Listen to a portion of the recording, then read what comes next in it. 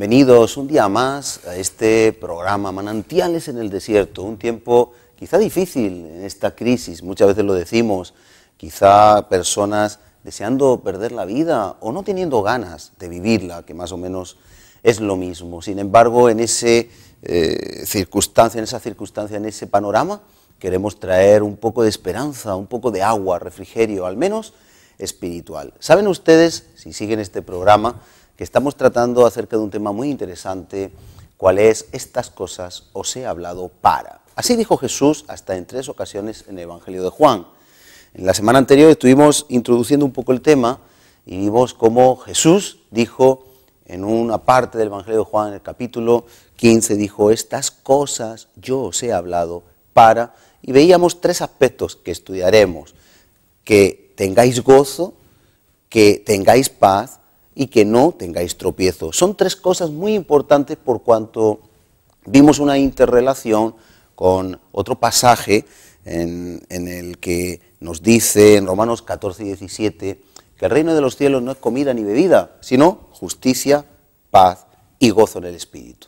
Por tanto, el reino que Jesús vino a traer a la tierra no era un reino terrenal, no era un reino donde un feudalismo, donde un emperador o donde un monarca iba a establecer unas normas, unas leyes terrenales, sino más bien su reino no era de este mundo, era el reino eterno, celestial, en el cual lo que Dios quiere traer al ser humano es lo que habíamos perdido, ese gozo, esa paz, esa reconciliación con el Padre, y quiere traer esa vida íntegra, justa, esa vida justificada por Cristo, cómo no, pero también de alguna manera una vida en rectitud.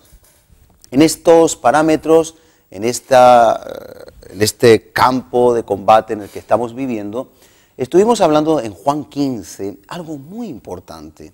Decía, mi Padre es el labrador y yo soy la vid verdadera. Así dijo Jesús en Juan 15.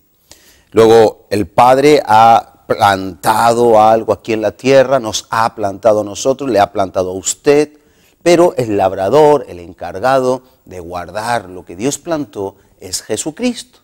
Y decía ahí un poquito más adelante, unos versículos más adelante de Juan 15, 1, decía, separados de mí, nada podéis hacer. Ese separados de mí, nada podéis hacer, es de vital importancia, porque ¿cuántas veces no podemos con nuestra vida, no podemos con lo que hacemos? ¿En cuántas ocasiones nos vemos frustrados, no salen nuestros planes? ¿Cuántas veces hemos metido la pata y parece que las cosas no van bien? Culpamos a los demás, pero no somos autorresponsables. No reconocemos nuestra propia responsabilidad y no entendemos, como decíamos, que en Jeremías decía el profeta, inspirado por Dios, 2 males ha hecho mi pueblo. Me han dejado a mí, se han separado de mí, se han apartado de mí, Dios verdadero, único Dios y verdadero, y han cavado para sí cisternas de aguas rotas que no retienen el agua, son cisternas rotas. En ese panorama, como estamos viendo, es donde Jesús viene a decir, separados de mí, nada podéis hacer. Y es verdad, como en tiempos de Ageo 1, se pueden hacer muchas cosas. Uno puede encargarse de que no le falte nada a nivel personal, a nivel familiar, a nivel económico, pero todo eso se va a ir, no va a quedar nada, nada va a permanecer. De ahí que es tan importante que podamos comprender en esta mañana que hay cosas mucho más importantes que lo terrenal, que lo material, que el dinero. ¿Cuál es? El reino de Dios y su justicia, esa paz, ese gozo y esa justicia, hacer la voluntad del Señor, vivir en su voluntad. El ser humano cayó como consecuencia del pecado. Desde Adán y Eva hemos arrastrado esa pecaminosidad, esa iniquidad, esa propensión a hacer el mal. Nadie enseña a un pequeño a meter el dedo en el enchufe cuando su padre o su madre le dicen que no. Nadie le enseña a pelear por un juguete o a esconderse algo que no es suyo porque nace el deseo de tener algo ilícitamente, ilegítimamente, sin haberlo comprado, sin tener derecho de tomarlo cuando visita la casa de otro niño. Es algo que va en la naturaleza humana y que observamos que ni siquiera los animales actúan por instinto y a veces tienen reacciones extrañas, pero es un instinto, pero a veces somos peores que los animales. Recientemente hemos visto a alguien que estrelló un avión, 150 pasajeros, incluyéndose a él mismo.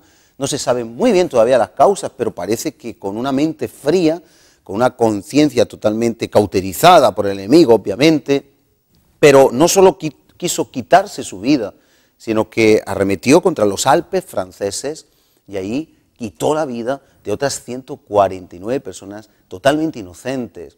Fíjese usted hasta qué punto podemos hacer un estrago y ser peligrosos para nosotros mismos. Por eso uno de los peores enemigos no es el enemigo, somos nosotros, es nuestra carne. De ahí que estamos analizando que Cristo viene a traer una reconciliación, porque en el pecado nosotros no podemos hacer la voluntad del Señor, nuestra carne ni quiere ni puede. Así que en la carne no podemos hacer esa voluntad. Sin embargo, sí es interesante ver cómo Jesús hizo toda la obra allí en el Calvario, cómo Él murió por usted y por mí, tomó todo nuestro pecado y sirva de base, aunque sea un inciso, que sea cual sea su necesidad, su situación, su necesidad, su pecaminosidad, sea cual sea la situación por la que usted esté atravesando y el pasado de su vida, Dios hoy tiende su mano para que usted pueda salir de ese pozo, de esa angustia, de esa ansiedad. Dios es capaz de perdonar cosas que usted y yo no podemos imaginar. Dios es capaz de perdonar cualquier pecado, pero lo importante es que haya un arrepentimiento, un quebrantamiento, que haya un querer volver al orden establecido por Dios. ¿Y por qué le digo esto? Pues esto es de vital y suma importancia por cuanto Jesús murió en aquella cruz para que todo aquel que en Él crea no se pierda y tenga vida eterna. Y vemos que estamos viviendo tiempos en la sociedad donde muchas personas andan perdidas, desubicadas, desamparadas. Decíamos, pero es importante recapitular, que como Dios es paz, donde Dios reina, va a haber paz y va a reinar la paz. Como Dios es justicia, donde Dios reine, va a morar la justicia, la rectitud. Como Dios es amor, cuando Dios reina, va a entrar el verdadero amor. No el amor pasajero, hormonal, el enamoramiento que muchas personas creen ser amor, sino el amor ágape, el amor auténtico, el amor que da sin esperar recibir, el amor que da aunque la persona no lo merezca porque es por gracia, el amor que da sin queja y en todo tiempo, la misma solicitud dice en Hebreos, hasta el final. Ahora, partiendo de la base de que en Juan 15 nos dice la palabra que separados de Él nada podemos hacer, porque veremos cómo después llegamos al punto de que estas cosas os he hablado, no estando separados de Él, para que en mí tengáis gozo, primer apartado de este tema. Tenemos también que ver dos pasajes que me parecen de relevancia. Venga conmigo si usted puede, si no yo le voy a leer en Lucas 13, versículo 6 al 9, nos enseña una parábola interesante Jesús y yo quiero lanzarle un desafío. El desafío consiste en que usted se vea en esta parábola y a partir de hoy diga, yo no quiero inutilizar la tierra. Se lo reitero, yo no quiero inutilizar la tierra. Sería muy interesante que usted se haga cargo de esta idea que yo ahora le subrayo. Dice así en Lucas 13, dijo también esta parábola, tenía un hombre una higuera plantada en su viña y vino a buscar fruto en ella y no lo halló. Y dijo al viñador, he aquí, hace ya 3 años que vengo a buscar fruto en esta higuera y no lo hallo. Córtala, ¿para qué inutilizar también la tierra? ¿Sabe usted que Jesús en varias ocasiones en la palabra de Dios nos dice, nos habla de alguien que planta algo y que a su tiempo, como lo de la viña y a los que arrendó la viña y eran injustos, los labradores injustos, que envió a profetas a recibir su fruto, el fruto del que había plantado la viña, o sea, Dios, y que a uno apedrearon, a otros mataron, a otros persiguieron, hasta que dijo el dueño de la viña, enviaré a mi hijo, a ver si así tienen compasión, misericordia, les da vergüenza de alguna forma. Y así pues le dan el fruto que le pertenece al que plantó la viña, al dueño de la viña. Ese es Dios, el Hijo es Cristo, los labradores malvados obviamente eran los religiosos de la época cuando vino Jesús. Ellos mismos se hicieron cargo, cuando Jesús dijo que al Hijo lo mataron, preguntó, ¿qué creéis que tendrá que hacer el dueño de la viña? Y ellos mismos dijeron, les quitará la viña y se la dará a otros que den el fruto a su tiempo. Fíjese, estamos hablando de fruto en Juan 15, y qué importante es que entendamos que dar fruto es tan importante para Dios, que es capaz de quitar algo que dio y dárselo a alguien que sí dé el fruto. El fruto marca la diferencia entre cumplir el propósito o no. Fruto es igual a propósito. El propósito no es que alguien se haga famoso, que salga en televisión, en un gran estadio, haciendo un llamado. El fruto o el propósito no es eso. Es tan sencillo como tener el carácter de Cristo, tener esos atributos que relata en Gálatas 5, el amor, el gozo, la paz, el dominio propio, la mansedumbre, la fe, la templanza. Eso es dar fruto, eso es cumplir el propósito. Luego, una vez que damos el fruto, podemos utilizarlo en la misión que Dios nos quiera encauzar, encaminar y encomendar.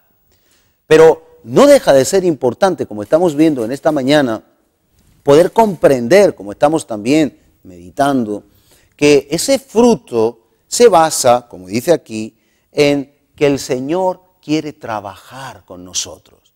Le dice el dueño de la viña, en este caso, de esta parábola, el hombre que tenía la higuera, dice, córtala. ¿Por qué quería cortarla? ¿Por qué no había echado fruto? Sí que es verdad que esta parábola nos está hablando de Jesús, de su ministerio 3 años, de que cumplió el 30 años de su vida hasta el año 33, que fue cuando fue crucificado. No hubo el fruto esperado, ¿verdad? Pero dijo, espera un año más. El que cuidaba, el que trataba, dijo, déjame un año más. Sigo leyendo, dice, después de decir, córtala, ¿para qué inutilizar la tierra? Dice en el 8. Él entonces respondiendo le dijo, Señor, déjala todavía este año, hasta que yo cabe alrededor de ella y la abone. Y si diere fruto, bien, pero si no da fruto, córtala después. Yo le quiero hacer una pregunta, ¿da usted fruto? ¿Estamos dando el fruto que Dios espera? Porque usted se puede ver aquí, yo también. Si nosotros tenemos todo para dar fruto, palabra de Dios, si usted va a una iglesia, si usted sigue este medio, si usted está haciendo todo para dar fruto y no da fruto, entonces hay un problema, porque hay alguien que quiere cavar en usted, romper la dureza de corazón. Hay alguien que se llama Jesucristo, que es el labrador, el que limpia para que llevemos fruto. Y aquel semejante a Jesucristo cuando vino aquí, en la tierra, en carne, está alrededor nuestro, intentando cavar, abonar. Muchas de nuestras pruebas, ese esposo, esa esposa con el que discute, ese hijo con el que le saca de sus casillas, esa madre, ese padre que le están causando ciertos problemas, alteración en sus emociones, no son otra cosa que la piedra pómez o el pulimento, como Dios quiere pulir su vida. Es la piedra utilizada para pulir su vida, para hacerle más como Jesús, porque Dios es un Dios que trabaja en el ser humano. Es por eso que no podemos directamente echar la culpa a nadie. Debemos nosotros de asumir responsabilidades. Deberíamos nosotros de entender que es un trato que Dios tiene con cada uno de nosotros. Aquí dice, déjame un año más. ¿Sabe que esto se cumplió con el tiempo de los gentiles? Acuérdese que después de resucitar Jesucristo, Pablo tuvo ahí un tiempo, se convirtió y Pablo se dedicó luego a los gentiles. El pueblo judío, de alguna manera, no quiso masivamente aceptar el reinado de Jesús, así que ellos crucificaron, recuerda el discurso en Hechos de Pedro, donde 3.000 judíos se convirtieron. Al principio sí empezó un cierto avivamiento, reconocimiento, pero no por mucho tiempo. Fíjese cuán importante es dar fruto, hasta el punto de que lo que Dios tiene para usted y para mí, si no lo tomamos, Dios puede buscarse a otros. lo hizo en la parábola de los labradores malvados, lo hace en esta parábola también. Y mire usted otro pasaje en el que quiero que nos podamos centrar ahora. Vamos a ir a Marcos, si me puede acompañar, Marcos 11. En Marcos 11 está esa conocida también parábola de la higuera que no dio su fruto. Veamos qué pasó. Marcos 11, 12. Al día siguiente, cuando salieron de Betania, tuvo hambre Jesús. Y viendo de lejos una higuera que tenía hojas, fue a ver si tal vez hallaba en ella algo. Pero cuando llegó a ella, nada halló sino hojas, pues no era el tiempo de higos. En esta parábola nos podemos ver reflejados cualquier ser humano. Esta parábola nos está hablando de algo tan importante, tan fundamental y tan interesante, como que en muchas ocasiones no es nuestro tiempo para dar fruto. En muchas ocasiones no nos vemos cualificados. Podemos decir, lo que me faltaba hoy. ¿Cómo? Ahora yo voy a reaccionar. Yo no puedo más. O me han sacado de mis casillas. Esta es la gota que colmó el vaso. En muchas ocasiones, carnalmente, naturalmente, nos podemos sentir así. Pero créame, según la palabra de Dios, Jesús tuvo hambre y hoy Jesús tiene hambre. Hoy Jesús tiene necesidad. Él nos ha plantado para que vayamos y llevemos fruto. Juan 15 lo dice así. Él nos ha puesto aquí en la tierra. Usted no ha nacido como algo producto del azar, de la casualidad. Usted no es un engendro accidental. Quizá usted se le ha pasado por la cabeza quitarse la vida. El mismo diablo, el mismo enemigo está atacando su vida porque usted, si está vivo, si está viva, es porque Dios tiene un propósito con usted. Y ese propósito pasa por entender que Dios quiere que demos fruto. Y como veremos, el fruto permanezca. La higuera estaba plantada para dar fruto. Su misión era dar fruto. Y Jesús, cuando nos dice que se acercó y que tenía hambre, nos está hablando de la necesidad que hay para el que nos cuida de encontrar fruto. Esa fue la visita cuando Jesús vino a la tierra y se acercó al pueblo de Israel, representado por la higuera. Quería ver el fruto, quería ver si cumplían sus mandamientos. Veremos eso después en Juan 15. Porque Jesús dice, el que está en mí, el que guarda mi palabra, ese da fruto. Por lo cual deducimos de una forma clara, nítida y directa que permanecer en el Señor es guardar sus mandamientos. Pero fíjese usted, la higuera, que era Israel, no estaba guardando los mandamientos del Padre. Así que tenía necesidad, fíjese en las otras parábolas, tenía necesidad de encontrar fruto allí, de encontrar amor, gozo, paz, fe, bondad, mansedumbre. Tenía ese deseo Jesús de ver al pueblo de Israel fructificando, aprovechando la oportunidad para la cual Dios los había llamado. Y dijo que al acercarse a la higuera, porque en una higuera no se divisa el fruto de una forma sencilla, uno tiene que ver, porque es frondosa, tiene hojas grandes. Así que cuando se acercó solo vio hojas, apariencia, religión, religiosidad. Recuerde que les decía, hipócritas, vosotros limpiáis lo que está afuera, pero por dentro estáis podridos, sois sepulcros blanqueados.